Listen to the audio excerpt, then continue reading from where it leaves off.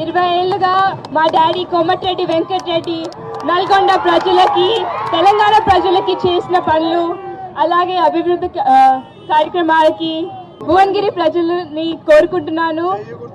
చేయి గుర్తుకి ఓటేయండి, కోమటిరెడ్డి వెంకటరెడ్డికి ఓటేయండి. అలాగే అదృష్టం ఇవ్వండి మీకు సేవ చేయడానికి. వచ్చే 5 ఏళ్ళకి ఆ తర్వాత ఇంకా చాలా ఏళ్ళకి అవకాశం ఇవ్వాలని కోరుకుంటున్నాను.